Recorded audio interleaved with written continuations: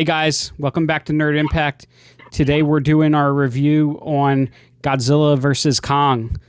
And the first thing I want to say, Jake, were you waiting for as much as me for those vehicles to combine into Mogira? Either that, yeah. I was hoping for some definitely for some mech tech going on. It looked like that. It looked like they were supposed to be parts of Mogira. Yeah, they did have that wonky shape to them. Yeah, they could have easily grown some tank wheels. So being the resident Godzilla fanatic, Jake, why don't you kick us off here?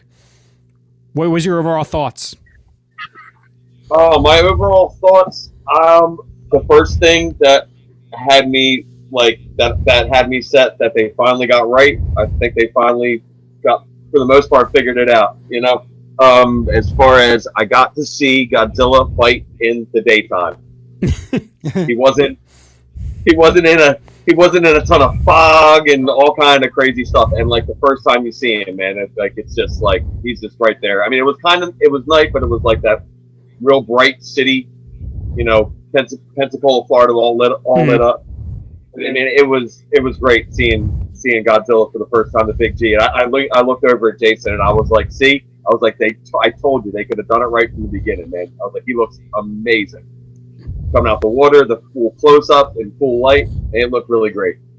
I think they did a great job doing a three different perspective human narrative in the movie. It was great. We got multiple different perspectives. I think that the way that the music and the comedy relief worked perfect inside of the movie. I really thought it was really well done. I think there was a couple times maybe they pulled back a little bit. Like if I had to give it, you know, out of stars, I would definitely give it 3.5 out of 4. It wasn't perfect, but man, it was really, really good. And they managed to pull off Mechagodzilla. We got a definitive winner in a battle. It wasn't like let's guess back and forth and theorize about it for 30 years. There was a definitive winner, and we still got to see more than just that battle. We got more than the ticket entry, so to speak. And I got to see it in a theater setting, and it was spectacular, man. The movie sounded great. That was probably one of the loudest movies that I ever had the pleasure of sitting in. I wasn't in IMAX. I was in a regular theater. Really good, really great time. Nick, what's your hot take? I thought it was put together extremely well. So my big thing with Godzilla is the human aspect to it. I've always wanted a big monster movie without as minimal human interaction in the movie as possible, which is kind of what we saw. It didn't focus too much on the humans. Like with Godzilla, there was a little bit of Millie Bobby Brown's character, but not a lot of it. But with Kong, there was, I'd say, more with the little girl, which makes sense because Kong has a relation with humans in most of the stories. And, yeah. And I really like the use of the human stuff in this wasn't horrible. It didn't take away from it the way the two previous movies did. Now, like the narrative, the three different story narratives worked really well with everything that was going on. Yeah, and especially with Kong, I felt like the relationship with the little girl actually worked very well for me. Because I've always viewed Kong as a sympathetic creature. So, and seeing Kong sit on the throne was worth the movie in and of itself. Hey, short-lived, Mr. Massey. Short-lived. By the way, what happened right after he got done sitting on that throne? I believe there was atomic fire breath coming through the literally entire half of the planet. Well, Godzilla blows a hole through the planet, by the way, in case anybody's wondering. That was the one critique I got to give the movie. And not that I ever expect verisimilitude from a Godzilla movie. but there certainly wasn't any. No verisimilitude whatsoever. But which is okay because you kind of expect that of a kaiju movie. At least. Well, you have Godzilla's got that tiny brain, man. He's got that lizard brain. Like I said to Jason when he went to swim away at the end, like with that tiny brain, he was probably like, "What was I just doing?" Well, no, I'm not talking about Godzilla's intelligence. I'm talking about some of the things like how long it would take Kong to climb up through half the Earth, or the idea that Kong and these little ships could traverse what's essentially a whole nother planet within the Earth so quickly to the center of it. They broke it down. They gave you the Toho science of the thing. Yeah, the Toho. Really, and I'm surprised that's the part you're complaining about. We didn't even get to the big MacGuffin, the true villain of the story. Because I mean, really, honestly, the humans really played the Titans for fools. You know what I mean? Honestly, I mean, I don't want to ruin the whole entire thing for everybody by talking about every bit of it, but I mean, they did what humans do, man. They played both sides off of one another, and they used their ignorance to their advantage. It was pretty interesting, so that the Titans wouldn't know what they were working on. They used Kong, they used Godzilla. They knew how they were going to play out territory wise, and Kong thought Godzilla was a bad guy. Godzilla thought Kong was a bad guy, and that's what got them to get together. That they were able to pull off what they pulled off.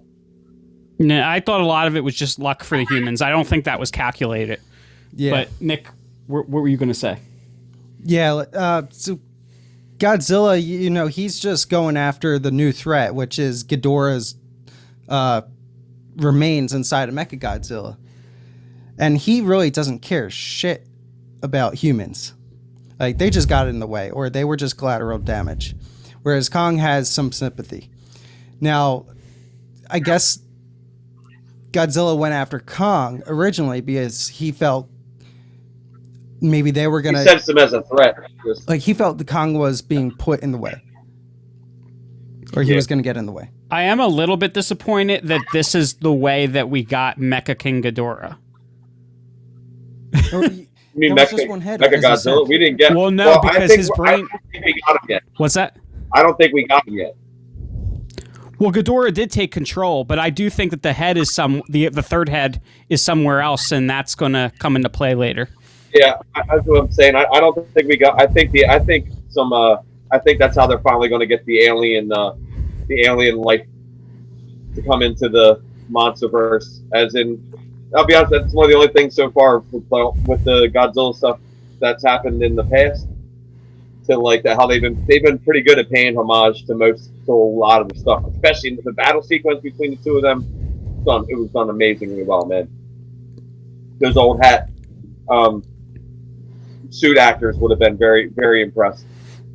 The ones that have passed and left us, man, they would have been very impressed to see that spectacle. It was done really well. But we need that alien MacGuffin to come in and really I think that's going to be the next leg of I really hope they don't do it. Yeah, really? I don't want like the Final Wars stuff at all. Well, it's the alien stuff started way before Final Wars. The first thing was like involved with Ghidorah. They took control of Ghidorah, Monster Zero. But I like the idea of it.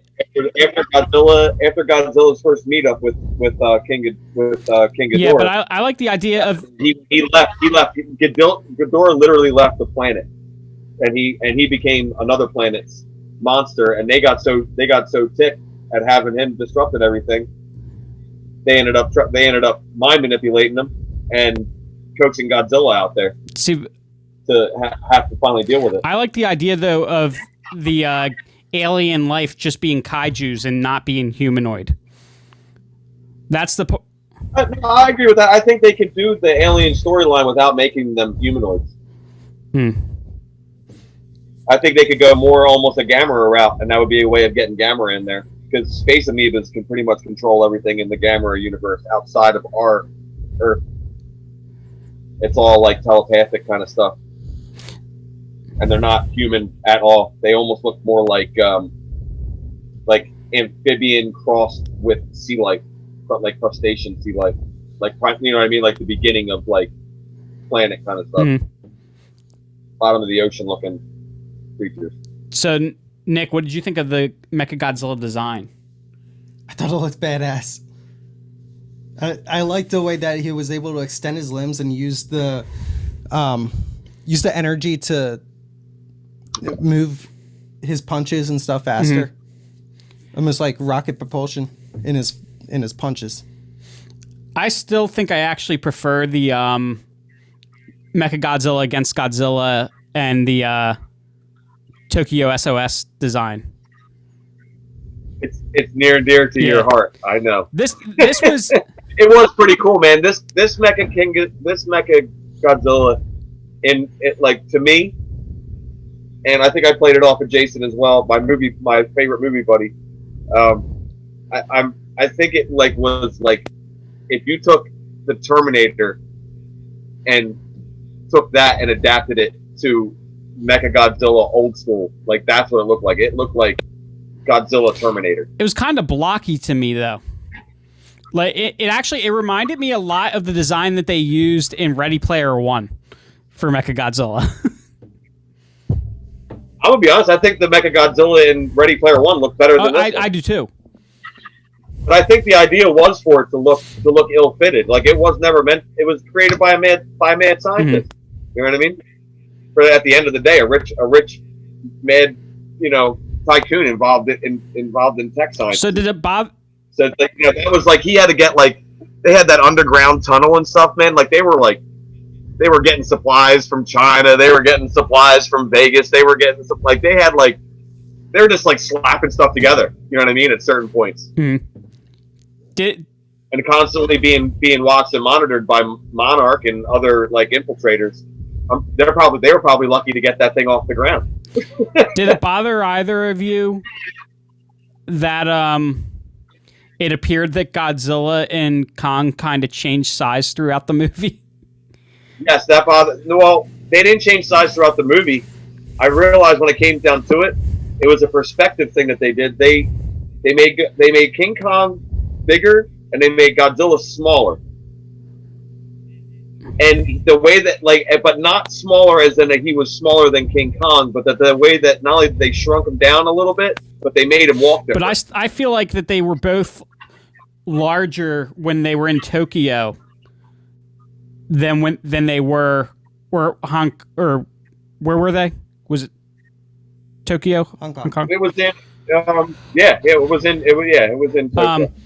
It did bother me a little bit that they both seemed larger there than Kong did in Hollow Earth or than they did on the aircraft carrier. I didn't feel that way. No? I feel like it was a matter of perspective. I disagree as well. Okay, so when you're looking at, I think it was Kong through the windows of one of the skyscrapers in Hong Kong, the humans looked the same height compared to Kong as he did when he was on the ship and the humans were with him there. Okay. That's how I did it. I saw it as like a perspective. That's why I realized it was a perspective thing, like that they did initially. There is definitely a size difference. They shrunk Godzilla down, and King Kong definitely got a growth spurt. And what's cool, I liked about it, they didn't go into it. Mm-hmm. They did just like Toho. It's just accept it. Well, they already planted the seeds for us in Skull Island when they told us that Kong at that time wasn't fully grown. So they kind of handled that part of it there. And there's a good chunk of Godzilla that seems in this series that fluctuates with his power intake. Yeah. What, his size fluctuates with his... It seemed like it. When he, in the second movie, King of the Monsters, when he absorbed the energy... His skin starts to split apart, man. He goes to that meltdown Godzilla form, dude. He gets bigger. Yeah, it seems like it. Like, you notice how at the end, like, he kept on trying to get to that spot, like, when they were fighting with King Kong, like, the front part of his chest was, like, expanding out, but, like, the rest of it was still leaning there, like, he couldn't get that vibration he's got to create, or whatever, that draw. The radio, he couldn't get it in, like, just how, like, a strongman breaks chains with a chest, like, he has to he expands. Like they're all plates on him. Also think Like he gets bigger than that. think about how he stands too, because he has the really bent legs, and he also hunches a lot, like, or is more leaned forward. He was in battle mode this whole time, so he was like arched. Godzilla's like we've always seen Godzilla stand straight up because he's never been threatened by anything in these past movies. He's just been tromping around. And in swim mode, like that underwater battle was the best. I think I had the most fun watching them two fight underwater tonight. That was really, really cool. But there's definitely, like I said, I think it's definitely has to do. Godzilla's size definitely has to do a lot with his power intake in this series. I'm gonna do a little bit more research in it, but like I noticed that towards the end, like when the rest of them was trying to expand, and he was huge in King of the Monsters. But remember, he was like almost like falling apart. Mm-hmm. I'm surprised that we didn't get any other monster cameos when he was trotting about in Hollow Earth. They made some attempts in there, and some of the ones that they came up with were some pretty cool ones. The crabs look like little Kamacuruses from Son of Godzilla, Was the which is like the spider creatures or the ant creatures. Jake, what? And that giant iguana. Yeah, that's what I was going to ask you. It looked like that was their attempt. Like, are we trying an Anguirus? I didn't think Anguirus, but wasn't there another? There was another creature, another monster in Godzilla. Yeah, kind he of had like his that. own movie. He was one of those standalone movies. I'm trying to remember. And actually, they had the original King Kong vs. Godzilla back in the day. He was actually going to be Godzilla before it was picked to be Godzilla.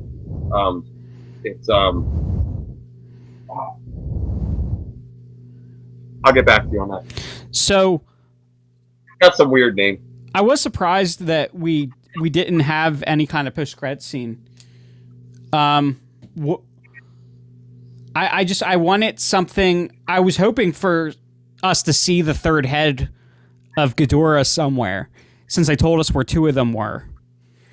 Because I really wanted that tease of getting a Mecha King Ghidorah in the future.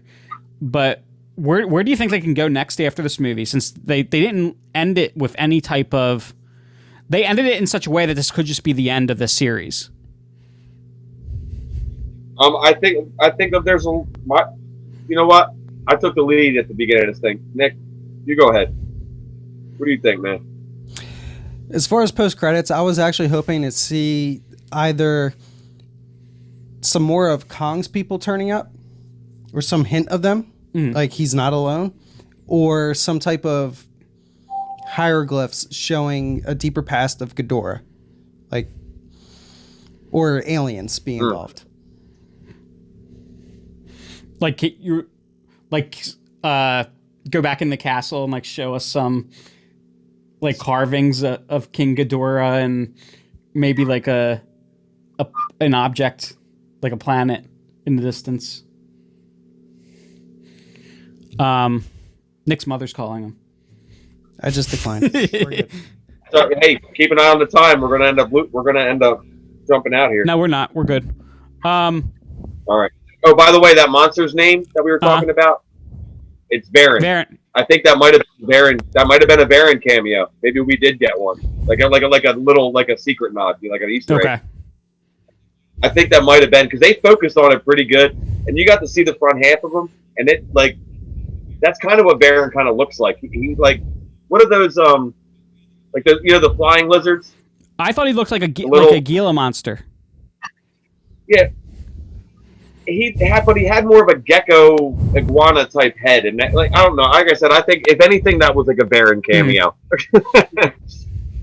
But no, we got those things that King Kong made short work of. Those like more Manda shaped skull crawlers. Oh, Jake, those baby birds in the. They were so cool. Were they baby Rodans? They look like Vulturosaurus or something, man. They were really cool. They look Those like are little chiclets. No, I'm calling them Ivans. Remember Ivan the Terrible from the Rudolph Shiny New Year? That's him. That's their baby. I thought maybe they were little Rodan chiclets. Little Rodan chicks. Whoever that chicks that because they look Rodan kind of has the same deal as Mothra. Mothra does. He kind of has like a larval state. Oh, really? Which is weird. That is weird. Yeah, believe it or not. Yeah, they're these cringy little things, and they feed off of smaller larvae that are also kaiju. Okay. And then they turn into bat creatures. Yeah, that's why you don't need any explanation about how gravity works in the Monsterverse, and like how ships cannot get squished under like. Oh, they did go into it a bit. How the like the guy said, he's like, I really don't want to go with you, and he's like, we got ships now, man. And he's like, what are you talking about? He's like, man, the guy I went down there with got like in a second was squashed. He was fine. Went through the thing, gone. You know what I mean? But then they went into it and they explained how those ships work. I don't think they would have been able to do it without those ships. But if they wouldn't have misled them, they wouldn't have went at all. Nick? Well, I didn't understand when they were going down that portal. Nothing, huh? Nobody? Energy, and then I don't even know how to describe it. Like they got thrown to the other side, and it was just really weird. The maglift style thing. Yeah. Yeah, it was kind of, or maybe it was more like almost like a rail gun. Middle of it.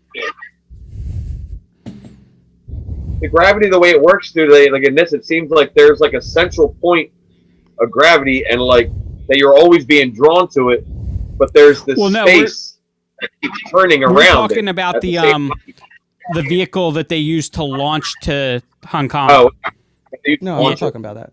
Oh, you're not? No. Oh, I thought you were talking about the maglev thing. That looked like a fun ride to me. I'm talking about when they went. About what I was talking about, Nick? What was that?